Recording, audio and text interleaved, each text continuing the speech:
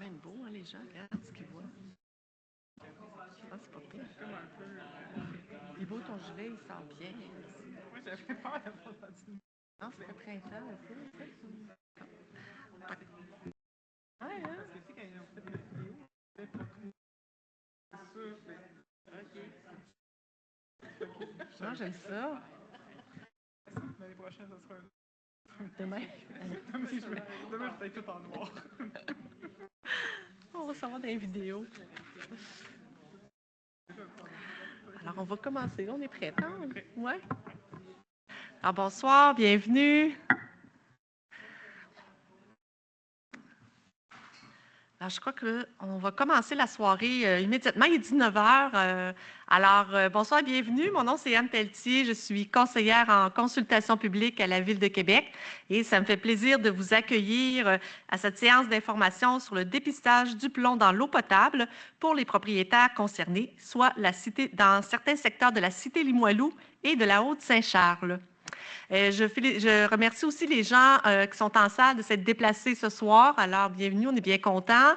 Je salue également les gens qui sont en ligne. On parle d'environ 60 personnes là, qui continuent à se joindre à nous. Alors, bienvenue, merci d'être là. Et juste pour le plaisir, levez la main ceux qui viennent de l'arrondissement de Limoilou.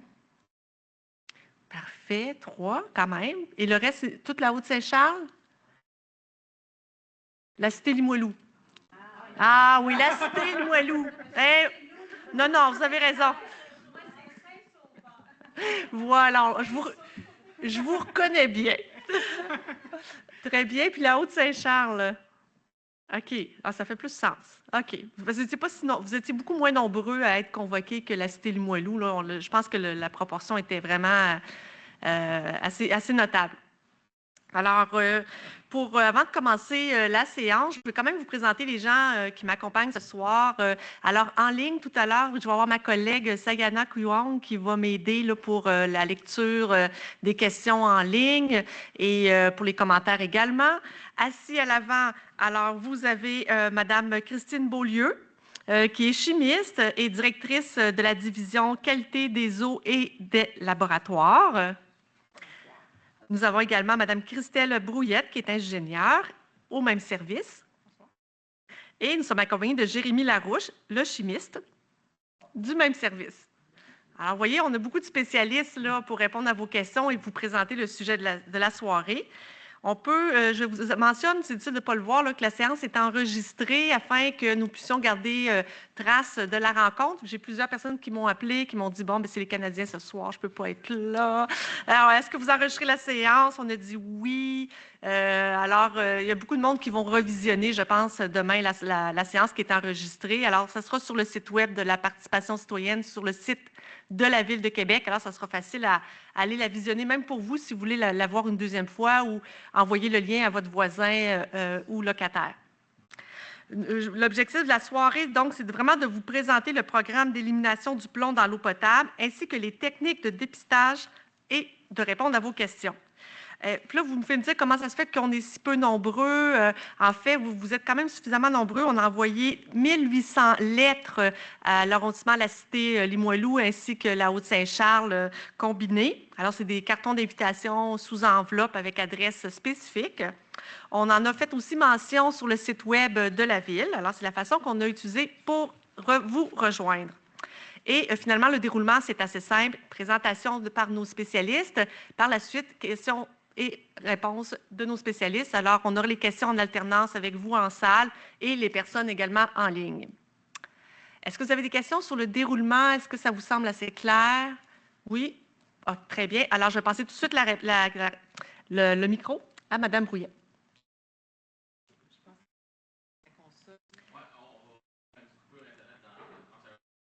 Oui. Alors, juste les gens en ligne, on va couper l'Internet pour quelques secondes, mais on reste en ligne.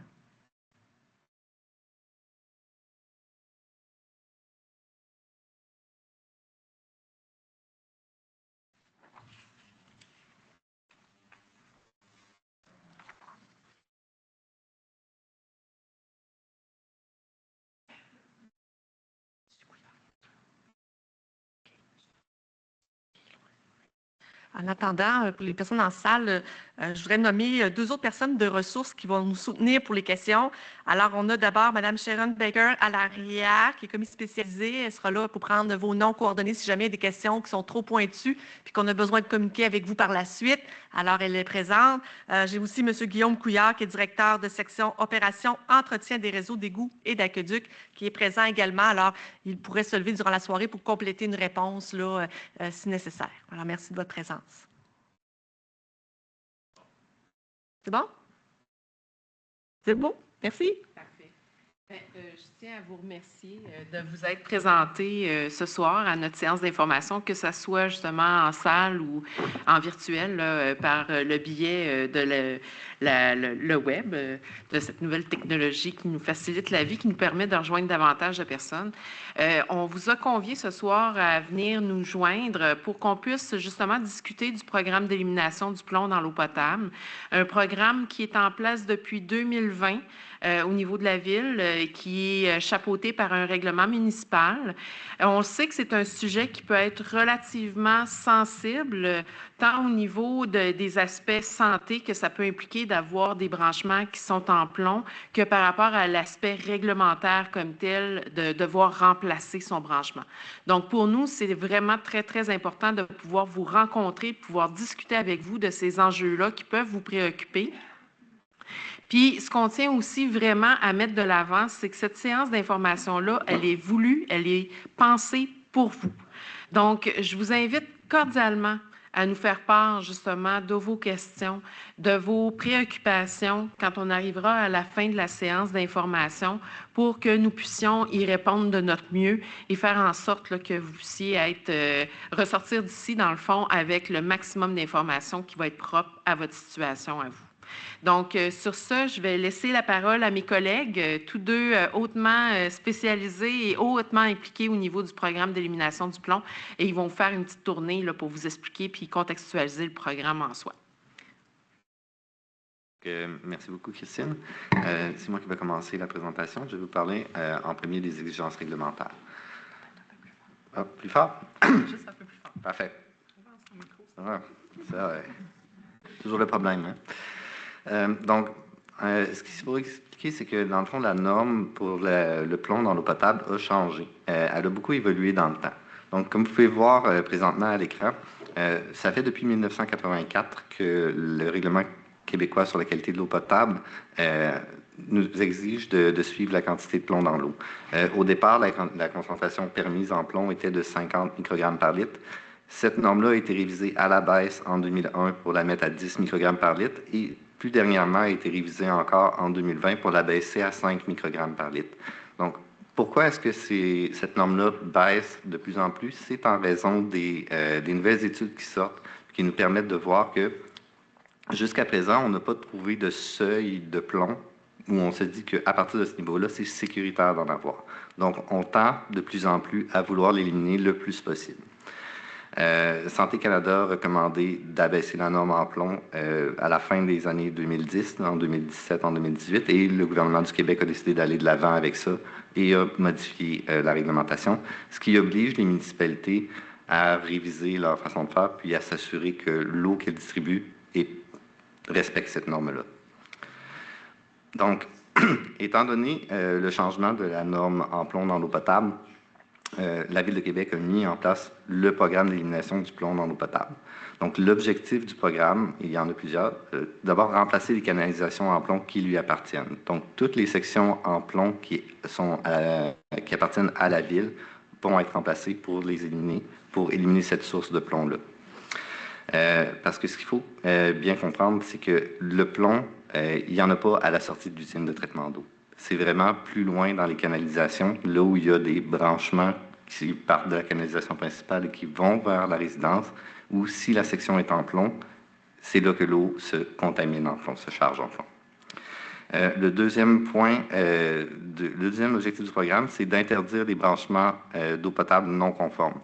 Donc, ça, on a un règlement à la Ville pour ça qui interdit l'utilisation, qui interdit la présence, en fait, de branchements en plomb sur le territoire. Puis le troisième objectif du programme, c'est de contrôler la corrosion à l'intérieur du réseau d'aqueduc. Donc, pour que si jamais à un endroit ou à un autre, il reste des traces de plomb, qu'on contrôle la corrosion à l'aide d'inhibiteurs de corrosion qui seraient ajoutés à l'eau pour éviter que ce plomb-là se ramasse dans l'eau et soit consommé par les gens qui boivent l'eau. Mais évidemment, avant d'en arriver à inhiber la corrosion de l'eau, la corrosion dans l'eau, il faut détecter les tuyaux et les éliminer le plus possible. Parce qu'une fois qu'on va avoir mis l'inhibiteur qui empêche le plomb de se ramasser dans l'eau, ça va être très difficile de trouver les tuyaux en plomb. Donc, c'est vraiment un objectif plus de fin de projet. Donc, il faut faire un état de situation actuellement. Donc, comme je vous disais, la concentration moyenne en plomb de l'eau traitée à la sortie des usines est négligeable. C'est vraiment très, très faible. Là. On est largement en dessous de la norme de 5 microgrammes par litre, et ce, à tous les moments de l'année où on la mesure. Donc, le plomb ne vient pas de l'eau qui est sortie par les usines. Là où il peut y avoir du plomb, c'est au niveau des branchements d'eau potable, des accessoires de plomberie et ou de la robinetterie, qui peuvent être vieux, qui peuvent dater d'avant les normes actuelles de plomberie qui interdisent l'utilisation du plomb comme matériau. Puis c'est à ce moment-là où, quand l'eau passe, elle peut se contaminer, se charger en plomb et contenir suffisamment de plomb pour excéder la norme. Donc, la Ville estime actuellement environ 2500 le nombre de branchements d'eau potable en plomb. Et ça, c'est sur la base des vérifications qui ont été réalisées au cours des dernières années.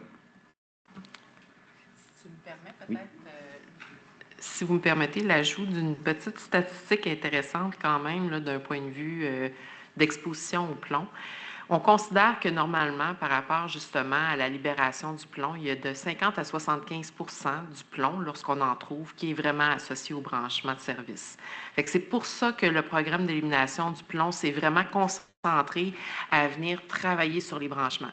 Mais on ne perd pas de vue non plus. Puis c'est pour ça aussi qu'ultimement, on va déployer un programme avec la gestion de la corrosion en réseau d'aqueduc, qu'il y a peut-être un 25 qui peut venir des composantes à l'intérieur de vos résidences.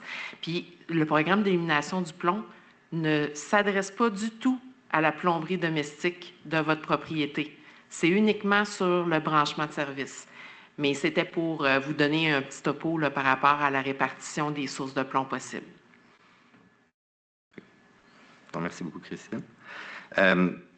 Donc, pour poursuivre l'état de la situation, vous voyez en ce moment à l'écran la distribution de la fréquence, en fait, de plomb qui est trouvée lors des dépistages au cours des dernières années en fonction de la décennie de construction de la résidence. Puis, ce qu'on voit, c'est que vraiment, la décennie où on trouve le plus de branchements en plomb, c'est celle de 1940 à 1949, où on a environ 17 des résidences qui sont dépistées, qui sont testées avec un branchement en plomb. Ce qu'on voit aussi, c'est qu'au fur et à mesure que la décennie avance, qu'on se rapproche des années 80, il y a de moins en moins de branchements en plomb qu'on trouve. La raison à ça est parce que vers les années 80, à partir de 1980, la réglementation a changé, puis à partir de ce moment-là, c'était plus permis d'utiliser le plomb comme matériau pour la plomberie d'aqueduc. Mais avant que cette réglementation-là soit passée, il y avait quand même une diminution de l'utilisation du plomb. Donc, c'est normal que plus on va vers cette date-là, moins on trouve de tuyaux en plomb. Donc, vous voyez qu'en gros, au total, si on inclut toutes les décennies d'avant 1980, on a environ un taux de positif de 6 des résidences testées qui présentent un branchement en plomb, soit dans la partie publique ou dans la partie privée du branchement. Puis c'est ça l'objectif du projet, c'est de les dépister. Donc, je vais passer le micro à ma collègue Christelle Brouillette pour la suite de la présentation. Moi, je vais vous parler plus du dépistage et des travaux de remplacement. Avec la prochaine section, c'est vraiment essayer de répondre aux questions qu'on a eues le plus souvent là, au cours des dernières années. On va passer par est-ce que toutes les propriétés de la ville sont dépistées, d'où provient le plomb. Jérémy en a très bien parlé, mais on va quand même réitérer l'information. Comment on fait justement pour dépister le plomb chez vous? Comment on va aller faire ça pendant la période estivale? Est-ce que la ville effectue du dépistage à l'année? Est-ce que votre propriété sera dépistée cet été? Quoi faire justement si on découvre que vous avez un branchement en plomb? Finalement, également, les remplacements qui sont prévus pour cet été en 2026 et les bonnes habitudes aussi au niveau de la consommation de l'eau. Donc, Jérémy l'a mentionné, dans le fond, c'est vraiment, on dépiste les maisons avant 1980 à cause de la réglementation qui a été mise en place en 1980. Fait que pour faire ça, on a pris les secteurs de la Ville de Québec, tous les arrondissements, puis on a divisé par petits secteurs. Là, vous le voyez sur la carte présentement, on a 366 secteurs qu'on a divisés. Puis on se concentre sur les secteurs qui ont beaucoup de maisons avant 1980. Il est possible, par contre, qu'on dépiste une maison après 1980 si c'est une reconstruction. Fait que s'il y a une maison qui a été bâtie avant, elle a été détruite, refaite, puis on n'a pas l'information qu'il y avait un nouveau branchement, bien, ça se peut qu'on retourne pour s'assurer que le branchement a vraiment été changé parce que malheureusement, dans les années passées, on a découvert des maisons de 2000 avec un vieux branchement qui était en plomb. Fait que c'est vraiment, quand on fait un secteur, on le fait là, au complet. D'où provient le plomb? Je le répète parce que des fois, les gens nous reviennent avec ça. Quand ça sort des usines, l'eau, la quantité de plomb est vraiment, vraiment minime. C'est vraiment le contact avec le matériau de plomb qui va avoir des particules de plomb dans l'eau. Donc, on voit sur l'image, peut-être des fois, on utilise des termes qui ne sont pas super clairs, mais vous voyez la partie, on a la conduite qui est principale, là, qui est le petit rond bleu. Après ça, il y a la partie publique, donc qui peut être un branchement en plomb. Il y a la partie privée après ça également qui se rend jusqu'à la résidence. Et il y a l'entrée d'eau aussi. Puis comme Christine le disait, bien, il peut y avoir aussi parfois des accessoires de plomberie. Donc, c'est vraiment à ce niveau-là que ça peut contaminer votre eau. Maintenant, comment on fait pour voir justement s'il y a du plomb? On a deux techniques principales. Fait qu'il y a le prélèvement séquentiel qu'on utilise. Fait qu'en gros, qu'est-ce qu'on va faire? C'est qu'on va aller à votre robinet de cuisine, puis on va aller faire des prélèvements qui vont nous permettre de voir justement s'il y a du plomb dans votre eau de consommation. Et la deuxième technique, c'est des hydroexcavations. Qu'est-ce qu'une hydroexcavation? On fait un trou jusqu'à la conduite d'aqueduc dans le sol. C'est environ 1 pied de diamètre pour qu'on voit c'est quoi le matériel qui est là. Fait que souvent, on en parle de la partie publique, partie privée, puis également, on va aller voir l'inspection de l'entrée d'eau, donc voir le matériel de votre entrée d'eau, si c'est en plomb ou en cuivre. Excusez-moi. Plus spécifiquement, bien, le prélèvement séquentiel, ça ressemble à quoi? Dans le fond, c'est que normalement, comme je disais, on va essayer de le faire au robinet de la cuisine à l'intérieur, mais on peut le faire également à l'extérieur. C'est une des options possibles qu'on offre. Donc, dans votre cas, si pour aller faire le prélèvement, on va passer des avis porte-à-porte. Fait que vous allez recevoir un petit avis quelques jours avant, 2 à 3 jours avant habituellement, pour vous dire qu'on s'en vient dans votre secteur dans les prochains jours. Ou parfois, on peut prendre un rendez-vous téléphonique là, si vous êtes peut-être plus dur à rejoindre ou si on doit avoir un moment précis. L'employé de la ville va aller chez vous, puis le rendez-vous dure environ, on dit, 45 à 60 minutes, mais on est plus dans les 45 minutes habituellement. Fait qu'il va arriver, il va faire une purge, donc il va laisser couler l'eau pendant 5 minutes. Ensuite, la période la plus importante, c'est la stagnation de 30 minutes. Fait que pendant 30 minutes, il faut que personne prenne d'eau.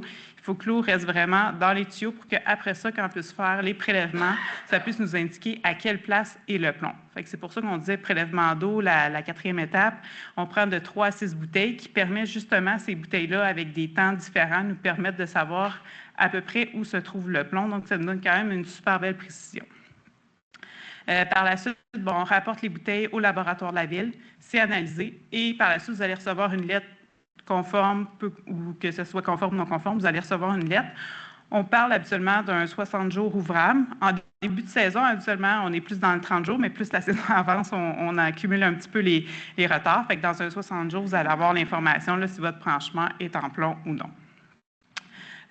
Au niveau de la deuxième façon de dépister, c'est les hydroexcavations. Donc, même principe, un avis porte-à-porte que vous allez recevoir là, une dizaine de jours avant. Il y a une excavation qui va être faite du côté privé et ou public, là, dépendamment de l'information qu'on a à nos dossiers puis qu'est-ce qui manque comme données. Donc, on va aller faire ça. Vous voyez sur l'image, ce que je disais tantôt, c'est un trou d'environ 1 pied de diamètre jusqu'à la conduite qui va permettre immédiatement de savoir quel est le matériau de la conduite. Et dans ce cas-ci, dans le fond, vous allez recevoir seulement une lettre si votre branchement est en plomb. Et tout ça, lorsqu'on est capable de rentrer à l'intérieur de chez vous, on va aller faire aussi une inspection de votre entrée d'eau, donc aller valider le matériau de l'entrée d'eau qui est de votre résidence. Donc, quelle technique de dépistage va être utilisée pour la propriété? Dans le fond, la technique de dépistage est à la direction de la Ville de Québec. Par contre, ce qu'on essaie de faire dans la majorité des cas, quand c'est 3 logements et moins, donc une familiale, jumelée, duplex, triplex, on privilégie vraiment le prélèvement. Puis si on passe à un quadruplex, donc 4 logements et plus du non-résidentiel, bien là, on y va plus avec l'hydroexcavation. Puis chacune des méthodes a des avantages et des inconvénients. Donc, au niveau du prélèvement, bien, on ne peut pas utiliser l'eau pendant 30 minutes. Fait que c'est vraiment pour ça que quand on parle de 4 logements et plus, c'est plus compliqué de s'assurer que personne ne prend d'eau. Fait que c'est pour ça qu'on va avec l'hydroexcavation. Au niveau du prélèvement également, bien, les délais de résultats d'analyse sont plus longs. On parle, ça peut aller jusqu'à 60 jours quand même. Par contre, le résultat est très précis. On est capable habituellement de savoir si c'est dans la partie privée, publique qu'il y a du plomb. Et également, c'est plus économique que l'hydroexcavation. Au niveau de l'hydroexcavation, bien, les désavantages, comme on l'a vu, bien, c'est le prix de l'aménagement. Donc, c'est un des avantages le principal. C'est également plus coûteux que le prélèvement. Par contre, le résultat est rapide. Immédiatement, une fois que le trou est fait, on voit le matériel puis on peut savoir en quoi est fait notre rangement de service. Puis, on peut utiliser l'eau durant toute la durée de l'excavation. Donc, c'est une contrainte de moins à ce niveau-là. Dans le fond, le dépistage au niveau du prélèvement peut se faire selon le règlement de la qualité de l'eau potable là, entre juillet et septembre. Par contre, de notre côté, on a vu que quand l'eau atteint un 13 degrés Celsius, on est capable quand même de débuter les prélèvements. Fait qu'on est capable de prolonger un peu notre période là, de dépistage. Fait que vous voyez, il est comme un peu ombragé. Fait que souvent, on essaie de commencer vers la fin mai, les premiers prélèvements, puis on peut s'étendre jusqu'à la fin octobre habituellement, dépendamment des températures. Et au niveau des hydroexcavations, habituellement, c'est à la fonte des neiges. Fait que dès le mois d'avril jusqu'à la fin novembre, on est capable quand même de faire les hydroexcavations chez les citoyens. Sinon, est-ce que votre propriété est dépistée? Normalement, si vous avez reçu le petit carton d'invitation, c'est que oui, votre propriété est dépistée, mais si vous voulez vous en assurer, sur le site là, des consultations publiques, vous pouvez aller voir, il y a la liste de toutes les adresses. Fait que vous pouvez aussi aller valider l'information à cet endroit-là. Pour cet été, dans le fond, notre planification 2026, pour Charlesbourg, dans le fond, ça, c'est une autre séance d'information qu'on fait demain, mais Charlesbourg, on va dépister 1500 propriétés. Au niveau de la cité Limoilou, on parle d'un 1300 propriétés qui sont ciblées, et au niveau de la Haute-Saint-Charles, on est dans le 750 propriétés qu'on veut faire cet été. Puis la petite carte sur le côté, ça représente là, les différents secteurs qu'on fait cet été. Fait qu'au niveau de la cité Limoilou, tantôt, Anne posait qui était la cité Limoilou. On a les 2 quartiers principaux qu'on fait. On parle de Saint-Sauveur et en grande majorité, et le vieux Limoilou en petite partie. Donc, planification, je sais que ça reste une planification au niveau, malheureusement, dans le détail, c'est pas évident, mais on va commencer avec le vieux Limoilou plus au début de notre saison, donc fin mai, début juin. Par la suite, on va aller à Saint-Sauveur en début juillet, puis on va finir également notre saison, septembre-octobre, à cette période-là. Mais comme je disais, quand votre maison est touchée, quand votre secteur, quand on va aller prélever, vous allez recevoir un avis en porte-à-porte quelques jours avant en disant qu'on s'en vient dans votre secteur. Et si vous n'êtes pas disponible pour une raison X, il y a moyen de nous contacter sans problème, puis de prendre un rendez-vous avec nous pour une période là, qui vous convient. Sinon, pour la Haute-Saint-Charles, on a 2 quartiers également qui sont touchés. On parle de Loretteville et de Saint-Émile, donc qui sont planifiés. On parle de Saint-Émile qui devrait être faite normalement en juin. Et au niveau de Loretteville, on parle plus de débuter, on va débuter fin juillet jusqu'au normalement début septembre, qu'on devrait être dans ces secteurs-là.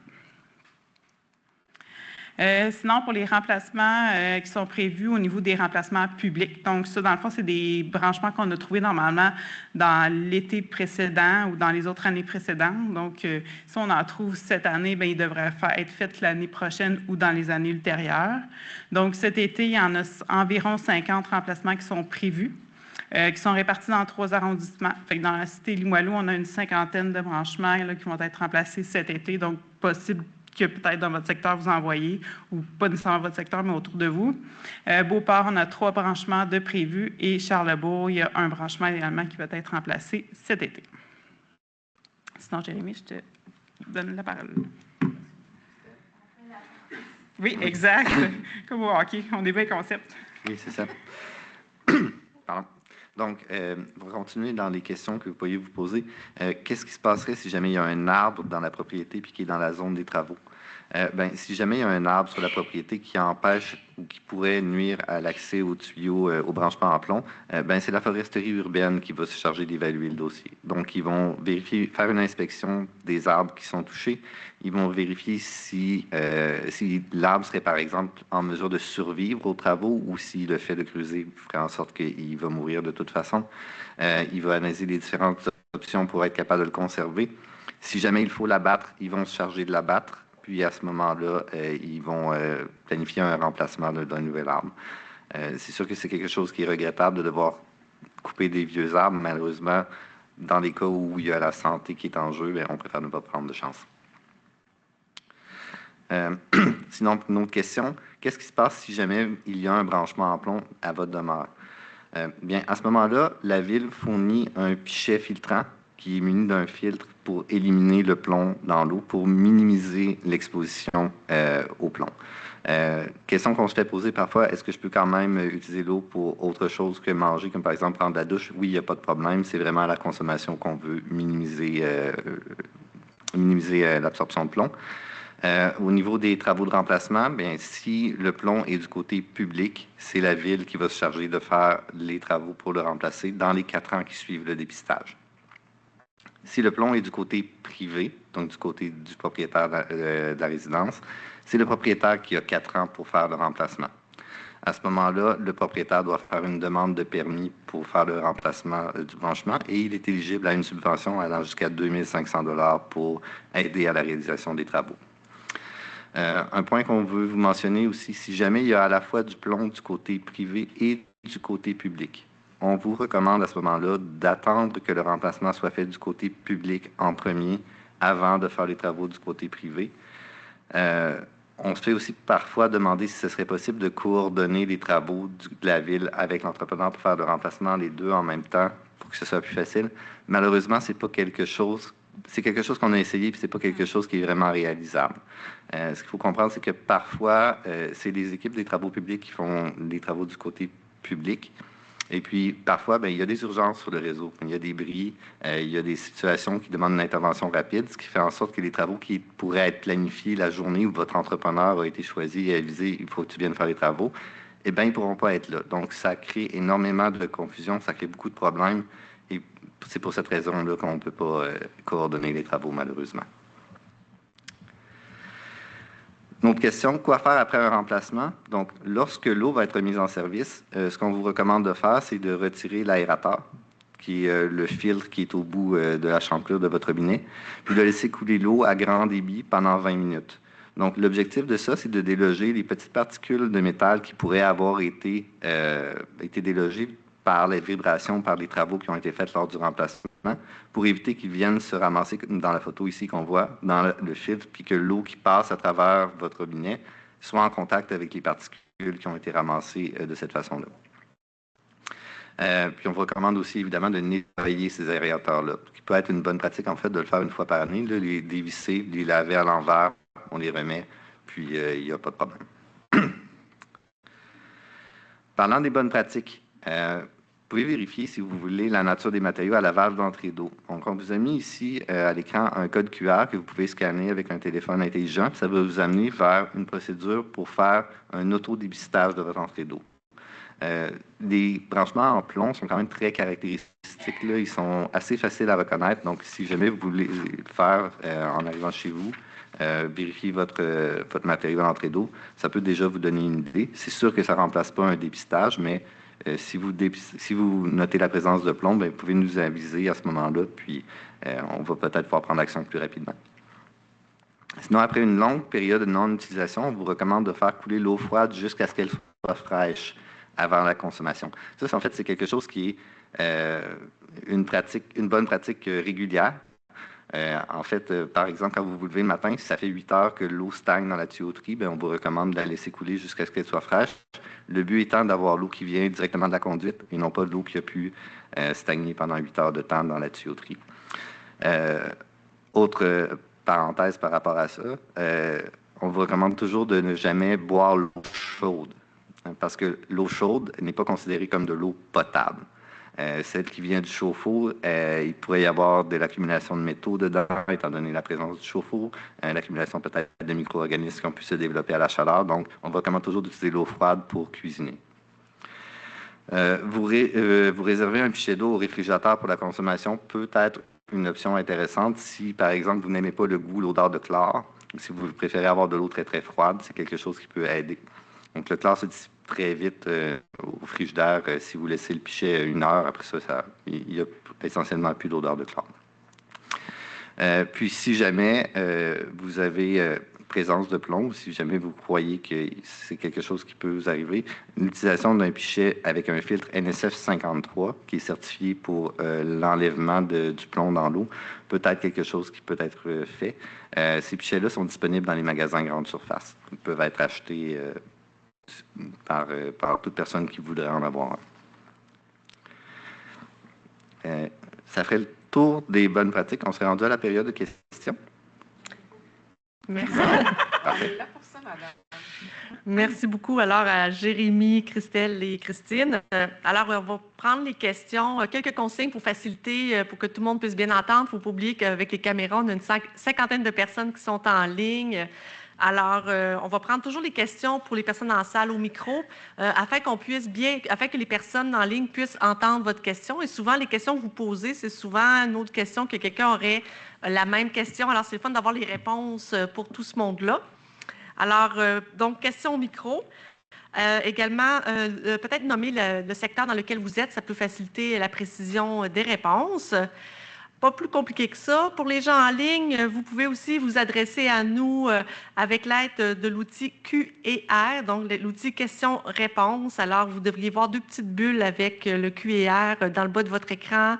Alors, tout simplement, écrire vos questions. Sinon, vous pouvez très bien aussi utiliser le lever la main. C'est vraiment une main qui est levée dans les émoticônes là, que vous devriez retrouver dans le bas de votre écran également.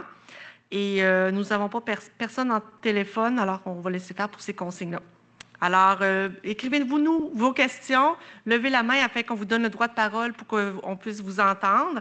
Et on va y aller en alternance également, on ne vous oublie pas. Alors, Sayana qui est en ligne là, va s'assurer que tout le monde a bien été répondu. Puis si jamais on ne réussit pas à trouver la réponse, ce qui m'étonnerait vraiment, Sharon pourra prendre vos coordonnées, puis on vous communiquera avec vous un peu plus tard cette semaine. Est-ce que des questions, qui vous pourriez prêtes? Alors, Saint-Sauveur commence. Alors, bonsoir, madame. Oui, bon. Moi, c'est Arago, ouest.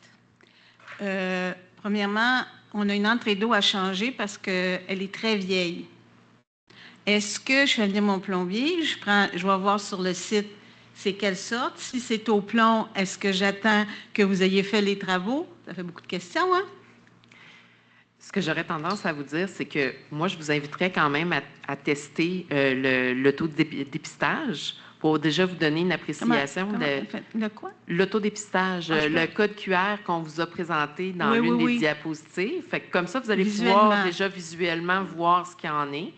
Puis, c'est sûr que je vous dirais que ça serait peut-être facilitant pour vous d'attendre qu'on soit passé pour ne pas faire, dans le fond, 2 interventions qui impliqueraient possiblement des coûts.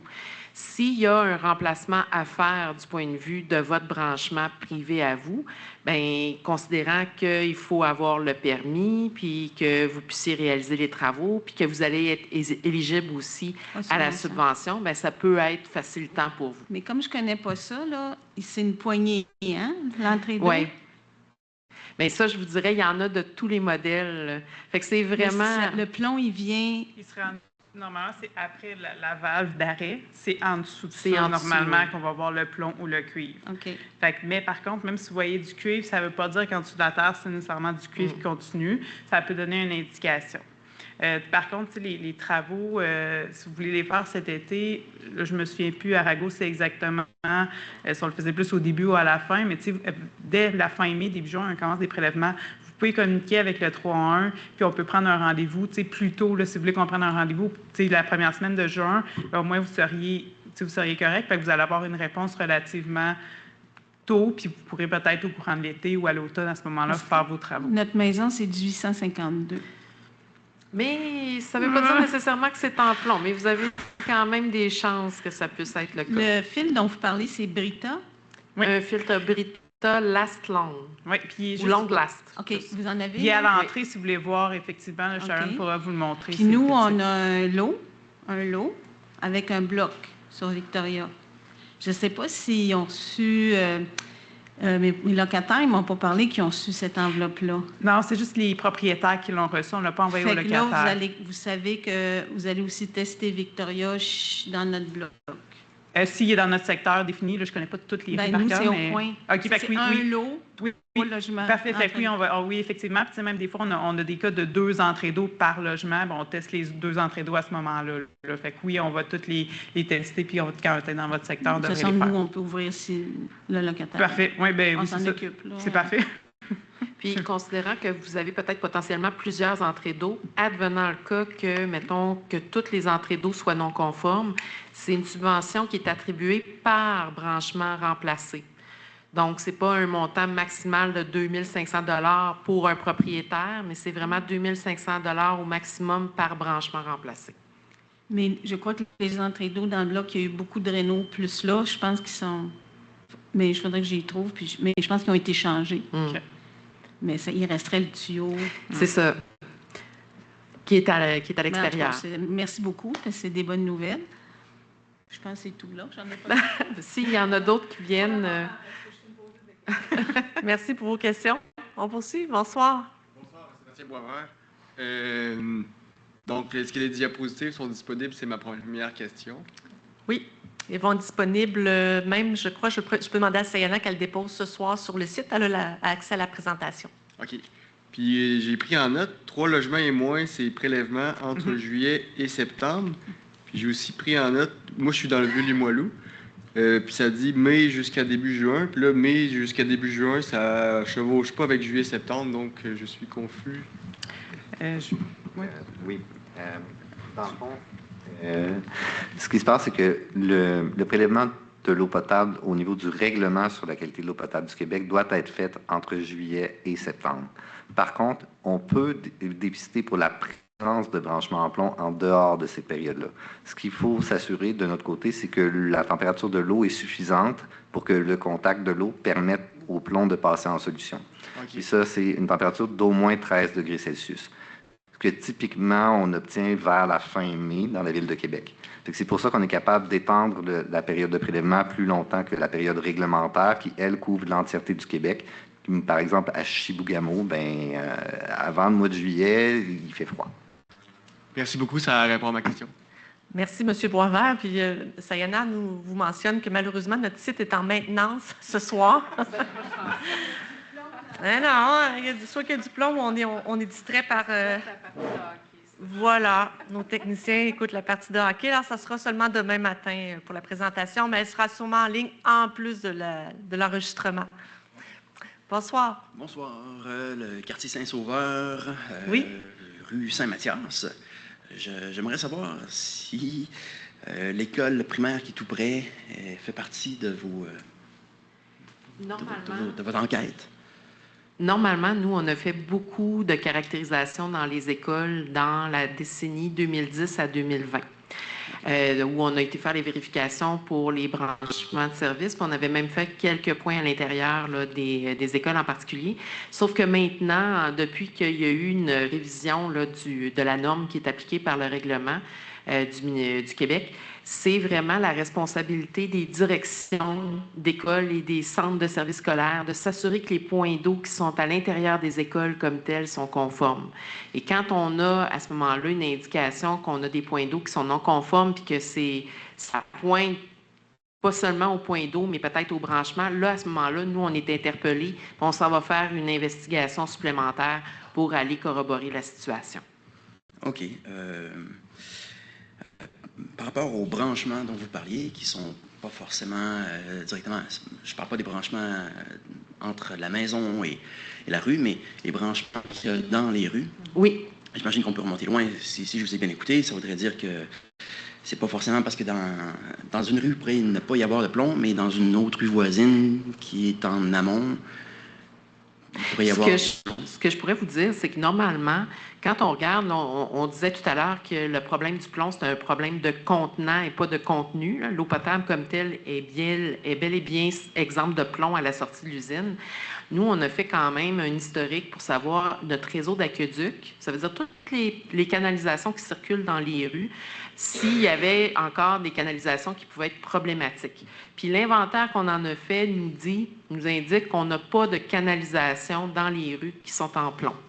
Donc ça, a priori, c'est rassurant. La seule chose qui reste à ce moment-là, c'est les raccordements entre le réseau d'aqueduc et les bâtiments comme tels, où là, il reste encore, malheureusement, quelques branchements en plomb. Et individuellement, est-ce qu'on peut passer des tests sanguins de plombémie? Est-ce que c'est des tests qui sont dispendieux? Ou... Eh mon Dieu, ça, je vous dirais qu'on est mal placé pour pouvoir répondre. Ce que je vous inviterais, c'est peut-être à en discuter avec votre médecin ou avec le 811 pour pouvoir répondre à ce type de questions-là.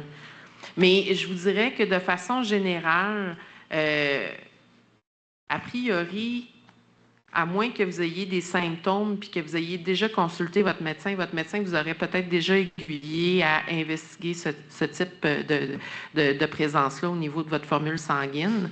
Mais ce n'est pas courant qu'on a vraiment des plombémies marquées au niveau des résultats sanguins. C'est parfait. Merci. Merci pour vos questions. Alors, personne en ligne qui a levé la main ou a posé une question. Alors, on va poursuivre en salle. Bonsoir. Bonjour. Bonjour.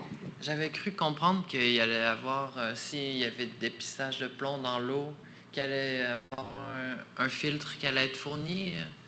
Mais vous recommandiez quand même, dans les bonnes pratiques, d'en avoir un. Est-ce que vous recommandez de s'en procurer un avant, tout de suite, ou d'attendre de voir s'il y en a dans l'eau, puis d'attendre qu'on le fournisse, que la Ville le fournisse? En fait, ce que je vous dirais, c'est que la Ville s'est engagée à fournir un pichet filtrant s'il y a détection d'un branchement en plomb. Donc ça, c'est clair, automatique, à partir du moment où on produit un résultat qui est positif pour un branchement en plomb, on va aller remettre des pichets aux propriétaires et aux locataires qui sont touchés par le branchement en question.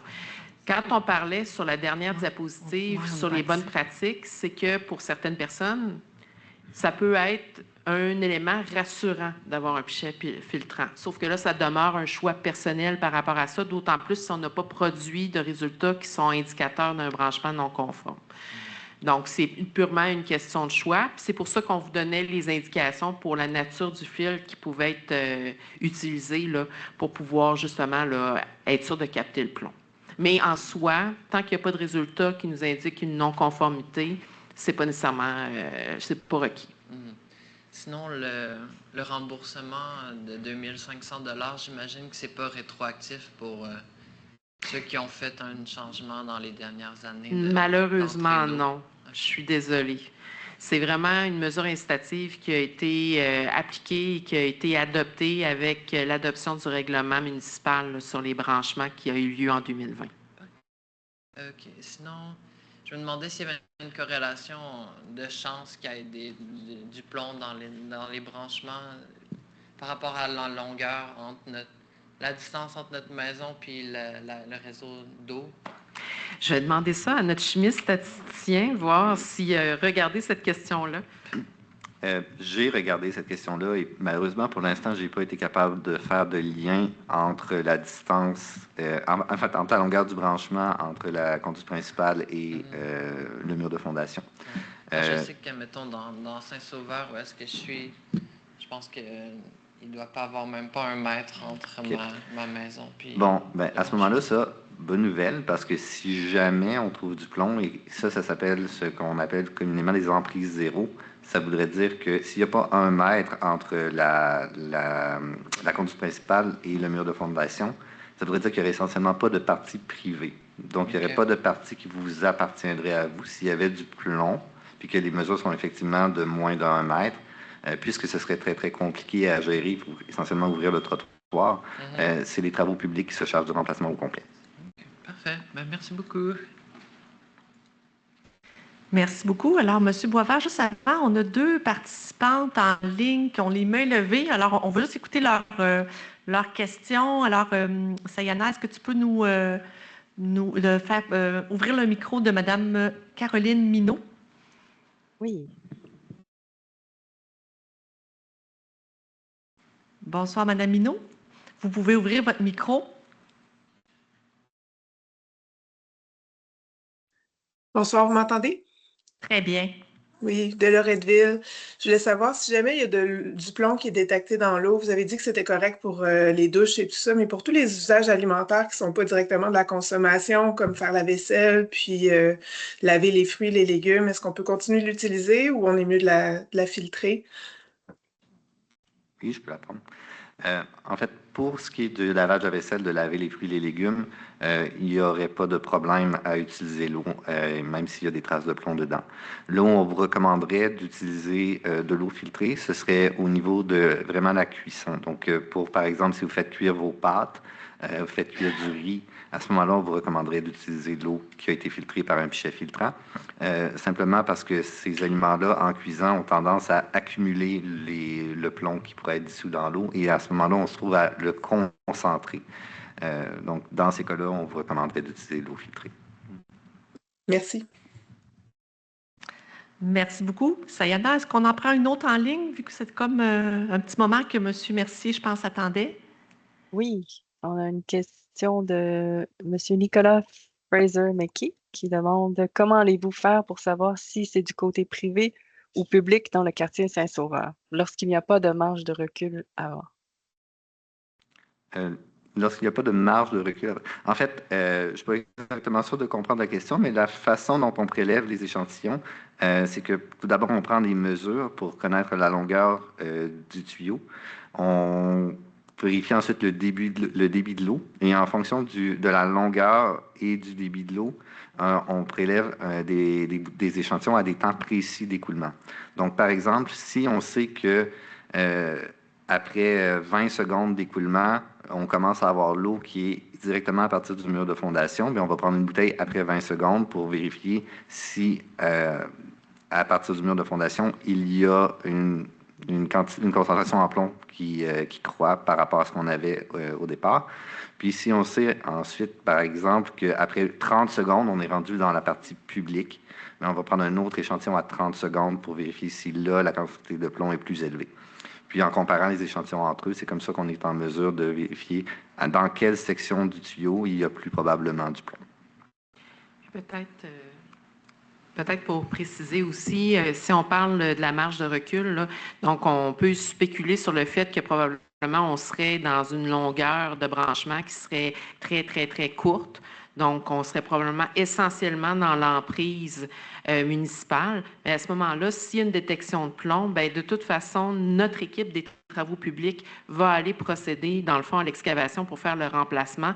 Puis, si elle observe qu'à proximité, dans le fond, sur la partie privée, il y a aussi des composantes en plomb, à ce moment-là, le remplacement va se faire de facto dans la même foulée, parce que là, justement, on risque d'avoir à briser des infrastructures, puis on ne veut pas imposer ça aux citoyens là, par rapport aux travaux.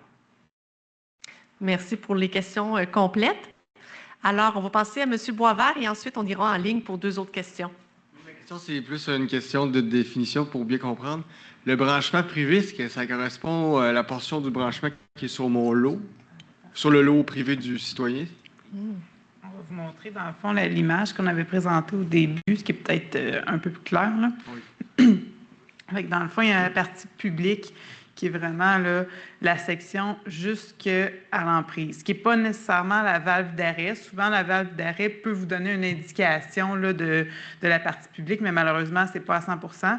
Mais c'est vraiment là, à l'emprise, si vous avez peut-être un plan chez vous qui peut le définir, mais sinon, c'est la partie ville, puis après ça, la partie publique, c'est de l'emprise jusqu'à votre entrée là, chez vous.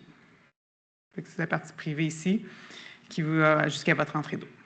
OK. Puis que la partie publique, elle va aller sur le lot privé jusqu'à la valve d'arrêt, si je comprends. La partie publique part, dans le fond, de la conduite d'aqueduc dans la rue, puis se rend, oui, une petite partie de votre terrain. Là. OK, merci beaucoup. Ouais. Merci pour votre question, M. Boisvert. Alors, Sayana, je pense qu'on a 2 autres questions en ligne.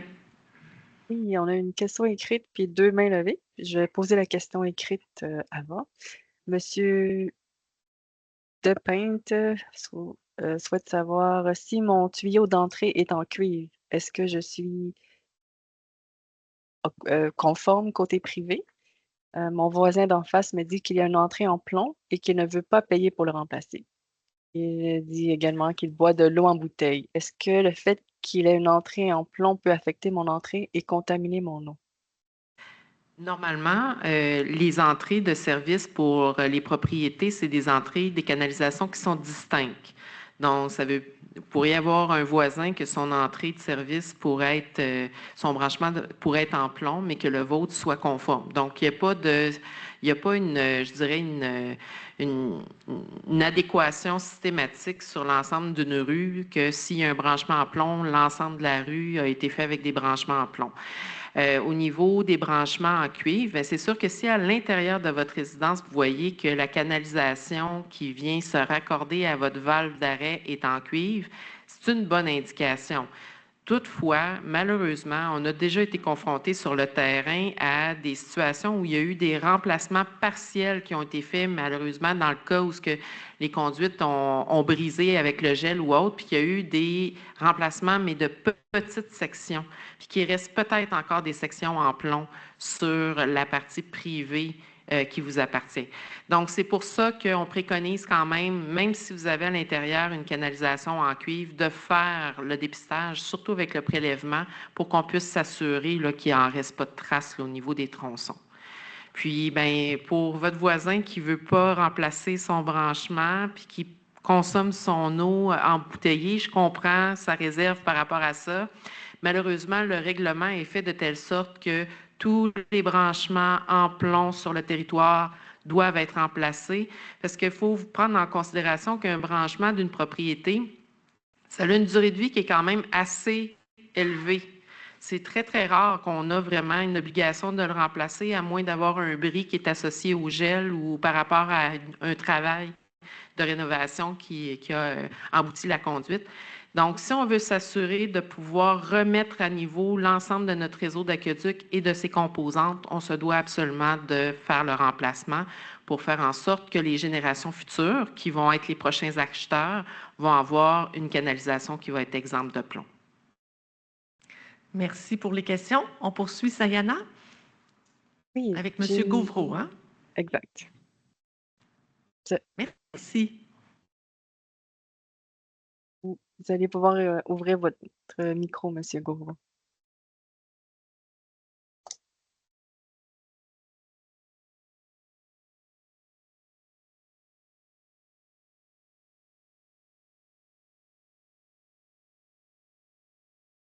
Oui, alors, M. Gauvreau, vous pouvez bouger un peu la souris, puis en bougeant la souris, vous devriez trouver le micro, là. Ah, vous l'avez trouvé. Parfait. Ça va? Oui, on vous entend. Dites-moi, au centre-ville de Québec, on a refait des rues, entre autres dans le quartier Saint-Sauveur. À partir de ce moment-là, est-ce que les entrées d'eau ont été refaites? Je vous dirais pas nécessairement de façon systématique. Ça dépend vraiment de la période à laquelle les travaux ont été réalisés. Il n'y avait pas de problématique par le passé, je vous dirais jusqu'aux années 2010, là, de dire que quand on détectait des branchements en plomb, qu'on procédait nécessairement au remplacement.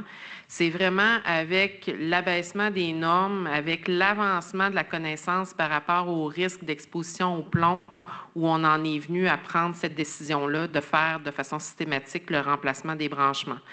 Donc, plus les travaux ont été faits dans une période antérieure, si on parle de 70, 80, 90, bien, malheureusement, on n'a pas nécessairement une trace qui nous permet de pouvoir juger si un branchement en plomb a été remplacé ou non. Mais on pourrait prétendre que ça date de quelle année, les tuyaux de plomb?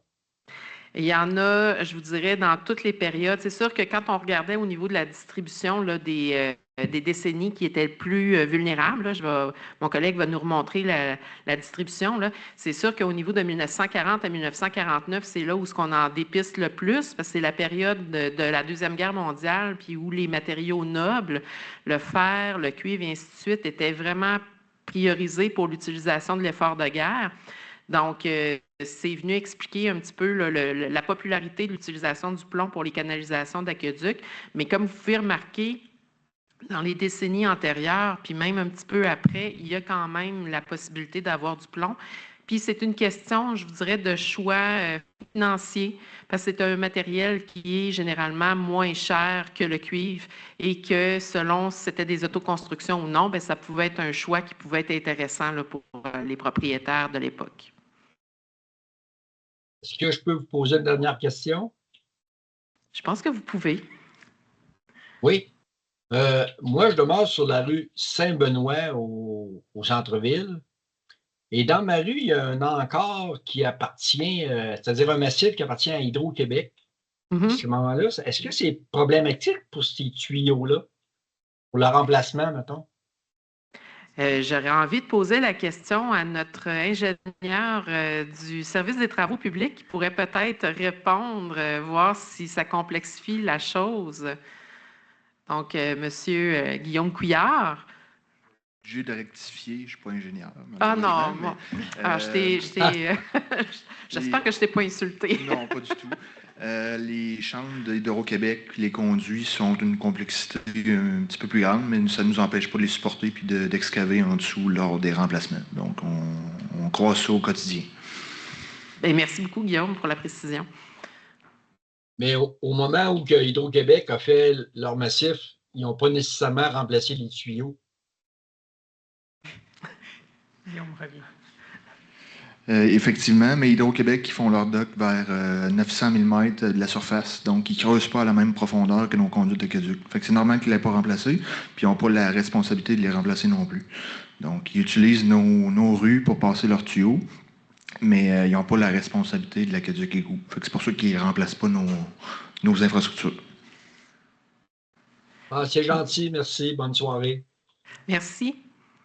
Alors, avant M. Boisvert, il me restait une personne en ligne là, qui attend depuis un petit moment, Mme Autain, Judith Autain. Vous pouvez ouvrir votre micro, on vous écoute. Oui, bien, excusez, c'est pas Judith, c'est le Ben non,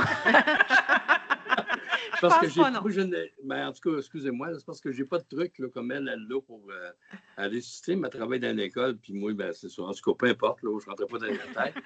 On va faire ça rapidement. Donc, mon nom, c'est Bruno Noël. Je demeure à Loretteville, sur la rue Racine, où ils font des travaux déjà présentement. Ils sont en train de construire un 325 appartements. Et puis, mon entrée d'eau externe et non pas interne à l'intérieur de la maison, elle se situe dans le chemin que mon voisin descend, donc sur sa route à lui, à l'impasse de Murphy. Donc, ça vous donne une idée, là. Fait que tu as la rue Racine, tu as une rue qui est perpendiculaire, qui descend de l'autre côté. Puis mon entrée d'eau externe, donc de la ville, que on ferme dehors avec le truc, là, ben ça, c'est dans l'entrée de mon voisin.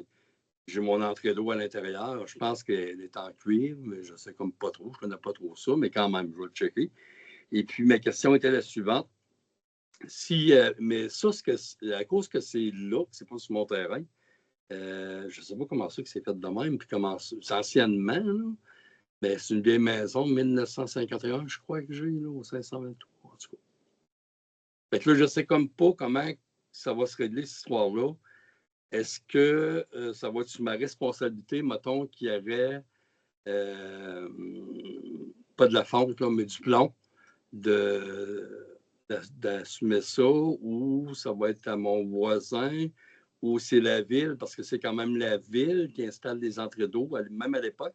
C'est eux autres qui avaient le contrat de relier l'eau à la maison, on va dire, l'entrée principale. Donc, tout de suite, là, je vois comme un litige. Il y a comme de quoi qui se brasse et qui n'est pas normal dans ma tête. J'essaie de comprendre. Je suis comme inquiète de l'eau aussi. Ça m'a inquiété, cette histoire de plomb-là. Peut-être avec vous, là. Fait que je ne sais comme pas trop comment on va s'enligner avec ça, mais vous avez parlé de fin juillet, que vous allez passer pour checker ça. En tout cas. C'est ça. C'est une question, en fait, de compte. Ça va être un dossier spécial, ça. On en a toujours quelques-uns chaque année, mais c'est sûr et certain qu'on comprend votre inquiétude par rapport à ça. Je pense que dans une première étape, peut-être que vous faites partie des 83 qui n'auront pas de problème avec leur branchement de service dans la décennie dans laquelle la construction de votre propriété a eu lieu. On vous l'espère. Advenant le cas où vous seriez dans les 17 qui sont pourvus d'un branchement en plomb, mais c'est sûr que, comme on le disait, il y a toujours la question de la partie publique et de la partie privée. Si la partie publique est essentiellement sur le terrain de votre voisin, bien, c'est sûr qu'à ce moment-là, nous, on va aller procéder au remplacement, puis à ce moment-là, pour vous, ça va être comme un peu transparent. Puis s'il y a une partie qui est associée, dans le fond, à votre branchement privé, qui est quand même sur la partie du terrain de votre voisin, bien, j'ai comme l'impression on va discuter, puis on va voir avec vous de quelle façon, puis avec votre voisin, de quelle façon on peut essayer de transiger la situation. Mais malheureusement, je n'aurai pas de réponse pour vous ce soir. Ça va être à définir. Mais comptez, je vous dirais, on va espérer sincèrement que vous soyez dans le 83 des branchements conformes associés à la période de construction. Ça, on va sauver bien des problèmes, hein, c'est clair. Ben, merci, c'était ma question. Puis pour le code QR, une dernière, juste avant de quitter. Comment je fais pour l'avoir, ce code-là? Moi, je l'ai vu passer tantôt, mais ça passe vite, là, pas TV. On va le réafficher. Fait que comme ça, vous pourrez le prendre en photo pour pouvoir justement y avoir accès. OK, c'est bon. Good. Ça va être dans le site de la ville, excusez, ça va être dans le site de la ville. Je pense qu'il est accessible aussi dans le site de la ville, là, si vous êtes branchement d'eau potable en plomb. Je ne suis pas mal certaine qu'il était accessible. Il faudrait que je valide, mais il serait aussi accessible là, à ce moment-là, à n'importe quel moment. Good. Ben, vous êtes bien aimable. Un gros merci. Merci à vous. On a essayé de le déposer dans le QA, mais malheureusement, notre team n'accepte pas les documents. Alors, on a essayé de le prendre effectivement là, il est affiché présentement ici dans la salle, mais également aussi pour les gens en ligne. Merci pour vos questions. Monsieur Boisvert.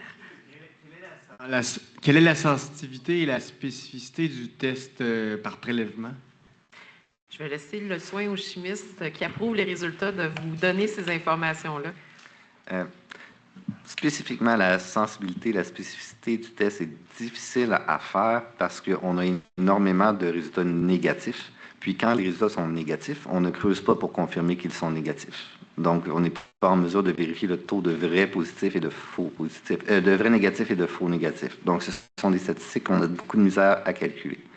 Ce que je peux vous dire, c'est les limites de détection de la méthode qui sont environ 10 nanogrammes par litre au niveau du plomb, ce qui est environ 500 fois en dessous de la limite pour la qualité de l'eau potable. Puis, nous, on commence à penser à suspecter la présence de plomb à partir de 0,5 microgrammes par litre. Donc, à partir de 10 de la valeur standard. Puis la norme de 2020, c'était de 5 C'est 5 microgrammes par litre, oui. OK, merci. J'en profiterai peut-être pour faire une précision aussi, avant de vous laisser le micro pour la question.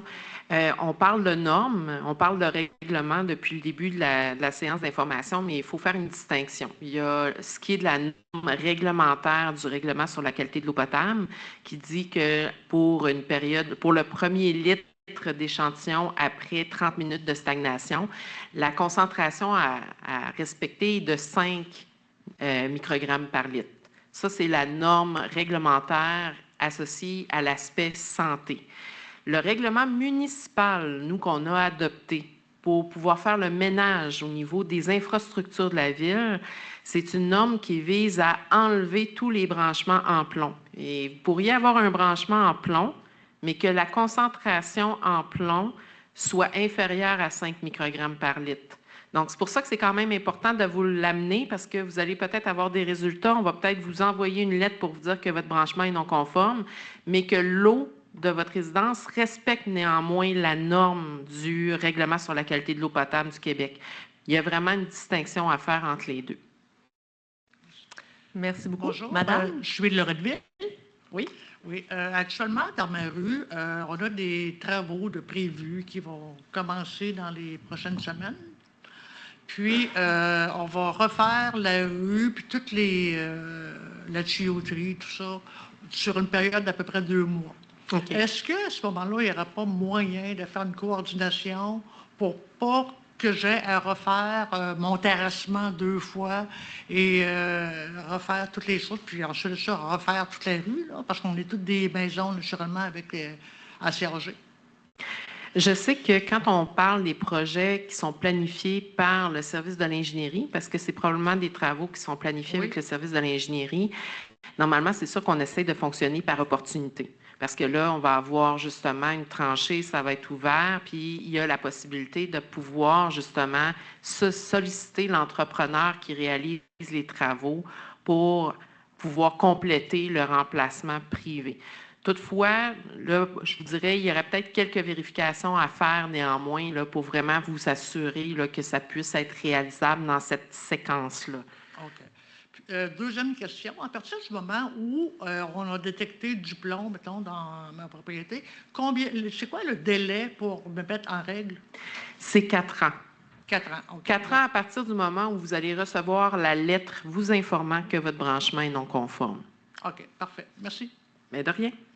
Puis justement, Christine, on a une question là, qui demande comment est-ce que la Ville va nous contacter pour prendre un rendez-vous pour le prélèvement, justement? Est-ce que c'est par téléphone, lettre, par la poste?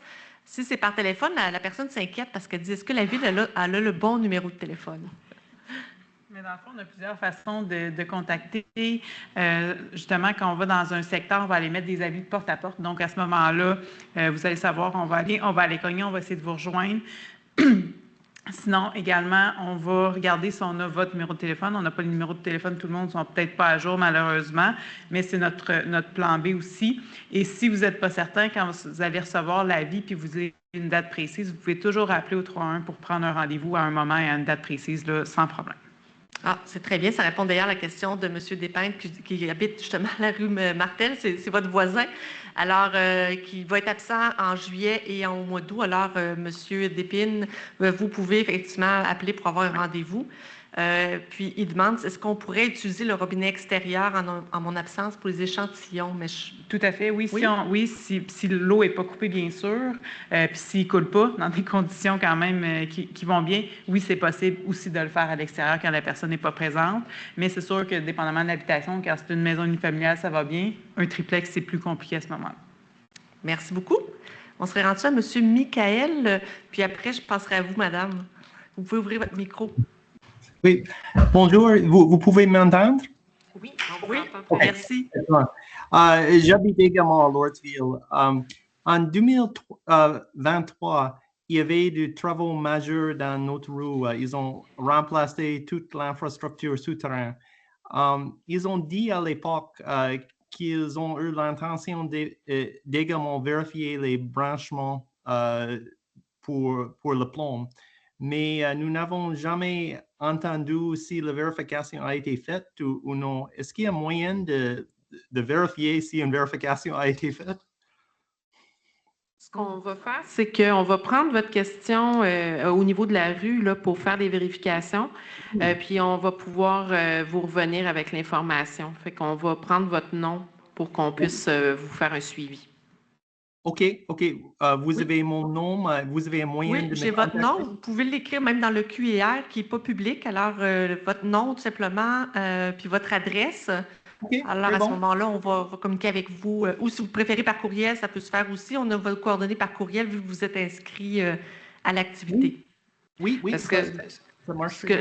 Ce que je vous dirais, c'est que dans la plupart des cas, quand on a des travaux comme ça, surtout récents comme 2023 où ça a été fait, les différents services de la Ville étaient quand même très, très sensibilisés justement sur l'importance d'y aller par opportunité. Qu'à partir du moment où on avait une tranchée, si on relevait un branchement à plomb, de faire le correctif. Ce qui pourrait rester, par exemple, peut-être comme imprécision, c'est plus par rapport à la partie privée. Donc, pour les branchements publics, je suis pas mal sûre que tout ce qui a été trouvé sur place a été remplacé, mais il reste peut-être encore quelques petits doutes pour les branchements privés. Oui, en effet. J'avais voulu savoir s'ils ont vérifié la partie privée au même moment. Comme ils ont ils ont fait des excavations partout, et certainement jusqu'à et un peu plus loin que la limite que le branchement. Oui, ou les deux, la partie publique et la partie privée. J'avais aussi voulu vous poser la question de est-ce qu'il serait possible de mettre au site web, en plus que le code QR, le lien ou le site web pour accéder au site web? Comme moi, je n'ai pas de cellulaire et je n'ai pas de moyen d'utiliser le code QR pour l'auto-inspection des branchements. Oui, on pourrait regarder sur le site, là. C'est sûr que ça ne se fera pas rapidement. On pourrait regarder sur le site peut-être s'il peut y avoir un lien cliquable, là, effectivement. Oui. Ça serait possible. Moi, je vais regarder ça de mon côté. Oui, merci beaucoup. Une beaucoup. excellente suggestion. Merci pour votre suggestion. Bonne soirée. Alors, on poursuit avec Madame. Bonjour, Madame Pressé, sur la rue Saint-Amand, à Loretteville. Ma maison est 1920. Ah. Ça donne quelques indications déjà. Moi, j'aimerais savoir, j'ai un filtre au charbon pour l'eau potable à l'intérieur de la maison. Je voulais savoir, peut-être plus du côté de chimiste, est-ce que ce filtre-là arrête le plomb ou non, pas du tout? Les filtres au charbon, généralement, ne vont pas arrêter le plomb à moins qu'ils soient vraiment certifiés pour le faire. Donc, souvent, les filtres au charbon domestiques vont être plus pour enlever les goûts et odeurs, comme le chlore, par exemple. C'est souvent ça. Donc, malheureusement, on ne pourrait pas vous garantir que c'est le cas. Par contre, quand les gens vont aller faire un prélèvement chez vous, je vous encourage à leur mentionner qu'il y a un filtre parce que ça peut affecter les prélèvements. Effectivement, c'était la question B. Pour ma prochaine question, j'aimerais savoir, comme vous faites faire un test d'eau dans un contexte où est-ce que vous envoyez ça au laboratoire, est-ce qu'il y a d'autres particules qui sont visées dans le contexte qu'on pourrait avoir de l'information ou si c'est seulement le plomb? Oui, on fait quelques autres tests sur l'eau qui est prélevée. Dans tous les échantillons qui sont prélevés, on analyse le plomb, le cuivre, le cadmium et l'antimoine. Puis dans l'échantillon qui est l'échantillon qu'on appelle de purge, là, qui est laissé couler pendant 5 minutes, on fait un scan des métaux pour analyser tout ce qu'il y a dans la conduite. Donc ça nous permet en même temps de s'assurer que l'eau qui est dans la conduite principale est encore conforme aux normes d'usine. Ça va avec ma prochaine question, parce que dans ces années-là, il y avait aussi du grès, des tuyaux de grès qui étaient utilisés dans les conduites. Fait que je me demandais, est-ce que le grès, c'est quelque chose qui est nocif? Bien, le grès, je vous dirais que c'est probablement plus le matériel qui est utilisé pour votre service de collecte des eaux usées, plus que pour le branchement d'eau potable comme tel. Puis là, ben, à ce moment-là, ils ne sont pas connectés. Sauf que là, si vous nous dites que votre résidence est une 1920, si supposons que ça se trouvait que votre branchement soit non conforme au plomb, probablement qu'on vous incitera peut-être à regarder, à renouveler votre service de sanitaire, parce qu'avec l'âge, là, on parle d'une centaine d'années, c'est possible qu'il soit en, je dirais, plus ou moins bon état. OK. Ma dernière question, parce qu'il était supposé avoir une rue derrière la rue Saint-Amand et j'ai découvert ça après à l'achat. Donc, j'ai 2 conduites. J'en ai une en arrière. J'ai une en avant. Vous êtes chanceuse. Ben oui, hein, c'est très intéressant d'en avoir 2. Surtout quand on a des racines d'arbres. Oui, non, ça, je suis d'accord avec vous. Fait que, est-ce que dans un contexte comme ça, est-ce que c'est possible qu'il y ait des vérifications pour pas que l'utilisation une deuxième fois revienne parce qu'on se rend compte qu'il y avait un branchement en arrière? Normalement, pour votre bâtiment, il devrait avoir seulement un branchement, mais c'est sûr qu'on va regarder là, au niveau des cartes. Là, nous, on fait quand même une vérification là, pour le tracé des branchements parce que quand on s'en va sur le terrain, surtout pour des prélèvements, on fonctionne un peu à l'aveugle. On y va avec les données géomatiques qui nous sont disponibles pour pouvoir prendre les mesures et ainsi de suite. Puis là, s'il se trouve que vous avez 2 branchements de service, bien là, à ce moment-là, on verra peut-être en déconnecter un ou à le fermer pour que vous en ayez seulement un à ce moment-là, puis si ça répond aux besoins de votre propriété. Bien, je vais probablement le signaler là, parce que je ne suis pas une spécialiste des tuyaux. Hein. Mais au cas où, merci beaucoup pour les réponses. Ça fait plaisir. Une autre question en salle? Oui, j'ai 2 autres questions en salle, Sayana. Suite à l'analyse de l'eau, que je trouvais ça intéressant, si il n'y a pas de plomb, mais vous trouvez quelque chose qui pourrait être plus nocif, on reçoit un écrit là-dessus? suite aux résultats? C'est jamais arrivé jusqu'à présent, donc ça, je vous rassure. Si jamais ça arrivait, qu'on trouvait un élément lors de la purge de 5 minutes qui est en concentration excédant la norme sur la qualité de l'eau potable, assurément qu'il y aurait des actions qui seraient prises très rapidement. Là, ça fait partie de la mission de la Ville de fournir de l'eau potable aux citoyens, puis nous, ça tomberait immédiatement en gestion de non-conformité. Donc, ça pourrait, dépendamment des cas, passer par un avis de non-consommation qui serait émis. Ça pourrait être des travaux, des inspections qui soient faites par les travaux publics. Ça serait vraiment à voir selon le cas particulier, mais assurément qu'il y aurait des... Fait que vous analysez chaque résultat, puis là, il y a des petites sonnettes d'alarme, admettons. Oui. Dès qu'il y a un résultat qui dépasse la norme, on sonne la cloche très vite. Merci pour votre question. On poursuit, oui. Bonjour. Ça va peut-être être un peu stupide comme question, mais est-ce que c'est possible qu'il y ait du plomb dans les tuyaux dans la maison ou c'est juste dans les... Oui, en fait, un peu comme je le précisais avec les petites statistiques intéressantes, là, qu'on dit que 50 à 75 du plomb, quand il est détecté, qui est attribuable au branchement, bien, il y a quand même 25 du plomb qui, lorsqu'il y a une détection, qui peut être aussi attribuable aux composantes qu'il y a dans la maison avec la plomberie domestique. L'intérêt avec le dépistage qu'on fait par prélèvement, c'est qu'on fait des prélèvements successifs. Donc, avec des temps, avec des débits, et ainsi de suite, comme le précisait Jérémy tout à l'heure. Donc, on est en mesure d'avoir une certaine photo de ce qui peut être libéré par votre plomberie domestique aussi. Donc, ça, c'est une information qu'on est en mesure de pouvoir vous transmettre également. Donc, c'est quand même, je dirais, appréciable de ce côté-là. C'est sûr qu'au niveau des matériaux, on a, oui, les soudures qui sont une cause de libération du plomb. Par le passé, on utilisait vraiment des amalgames plomb éteint 50-50, ce qui c'est plus censé se faire aujourd'hui, je tiens à vous rassurer. Mais ça pouvait quand même être une source de plomb en termes de libération. Puis, dans le temps aussi, il y avait des composantes en laiton. Le laiton, il y avait des additifs qui étaient mis à l'intérieur qui faisaient en sorte que, ben, on avait des fois du plomb qui pouvait être libéré par l'amalgame aussi. Et il y a l'acier galvanisé aussi qui était reconnu pour pouvoir libérer du plomb. Donc, si vous avez vraiment une vieille plomberie domestique qui a peut-être encore beaucoup de raccordements ou autres, c'est sûr que ça n'aide pas par rapport à ça. Donc, c'est pour ça que ça devient intéressant quand même de regarder les résultats qui vont avoir été produits là, avec le dépistage par prélèvement. Ce qu'on ne peut pas faire quand on fait l'échantillonnage au robinet extérieur, parce que là, on est comme coupé de la plomberie domestique, puis ce qui ne peut pas être fait non plus quand on fait les hydroexcavations, parce que là, on s'en va vraiment uniquement regarder le branchement à l'extérieur. Sinon, c'est une question qui est vraiment à part, mais vu que je suis nouvellement propriétaire, je me demandais s'il y avait comme déjà eu des consultations publiques pour l'amiante dans les murs, pour la qualité de l'air aussi. C'est une bonne question. Malheureusement, ce n'est pas une réponse qui m'est disponible. Ça fait à peu près depuis 2014 que je travaille comme conseillère, là, puis je n'ai pas vu ce sujet-là passer. Okay. Sinon, ça aurait beaucoup interpellé, je pense, beaucoup de monde. Ouais. Ouais.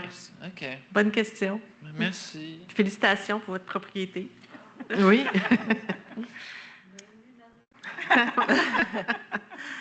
Alors, je vois qu'il n'y a pas d'autres questions en ligne. Les Canadiens mènent par...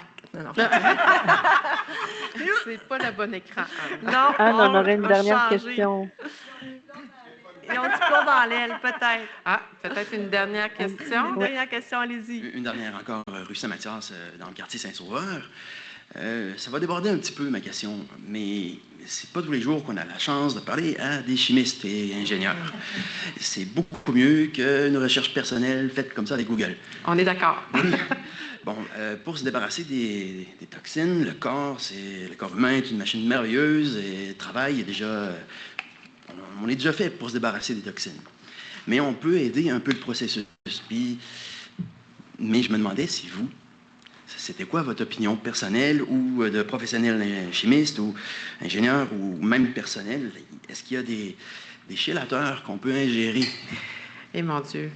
je veux dire, en termes de principe chimique, vous avez le bon terme, c'est d'aller chercher des chélatans pour pouvoir justement enlever le plomb. Malheureusement, étant donné qu'on n'est pas dans un domaine biomédical, vous comprendrez qu'on va se réserver une petite gêne par rapport à émettre des recommandations. Toutefois, comme je le disais tout à l'heure, vous pouvez contacter soit votre médecin, soit les ressources du 811 ou même peut-être au niveau de la direction de la santé publique pour prendre des questions à cet effet-là. Puis, on a sur le site Internet aussi référé au site de Santé Canada. Donc, il peut y avoir une manne d'informations qui pourrait vous être utile à cet effet-là. Je vous remercie. Je m'en serais vraiment voulu si je n'avais pas tenté de poser On la essaie, c'est exactement. Merci. Merci à tous. Puis, je terminerai pour les gens en ligne. J'ai un commentaire qui demande si ce serait possible de prévenir les gens quand des travaux sont effectués sur l'eau potable. Ils constatent que l'eau devient brune au début et je me rends compte, alors je laisse couler l'eau froide pour ne pas contaminer mon chauffe-eau. Vous êtes en plein dans la thématique actuellement avec les rinçages unidirectionnels qui sont faits sur le réseau. On est très, très, très sensible à votre commentaire. Puis si je peux me permettre peut-être pour clore la séance d'information, encore une fois, merci de vous être prêté au jeu ce soir. Merci de nous avoir interpellés avec vos questions, avec vos préoccupations. Parce que c'est toujours, je vous dirais, plaisant pour nous de venir répondre directement puis de ne pas avoir une interface impersonnelle pour pouvoir vous transmettre de l'information. Fait que pour nous, c'est vraiment une belle opportunité de pouvoir prendre contact avec vous. L'autre élément aussi qu'on a peut-être passé un petit peu plus sous silence ce soir, c'est que le programme d'élimination du plomb dans l'eau potable, il est particulièrement important parce que le plomb, ça vient toucher une classe de clientèle vulnérable en particulier, ce sont les jeunes enfants. Les jeunes enfants sont beaucoup plus sensibles à l'exposition du plomb, ça en prend vraiment beaucoup moins, puis ça a des impacts qui sont au niveau du développement cognitif, au niveau métabolique, au niveau de la fonction de développement, mais aussi il y a certaines indications qui semblent faire des rapprochements avec les troubles de déficit d'attention. Donc, si on veut s'assurer justement de pouvoir donner l'ensemble des ressources à nos jeunes, bien, il faut faire collectivement cet effort-là et c'est pour ça que la Ville de Québec s'inscrit dans ce programme-là pour assurer toutes les chances possibles à la jeune génération. Donc, s'il y a des questions ou autres qui vous viennent en tête suite à la présentation, bien, de ne pas hésiter à nous interpeller via le 311.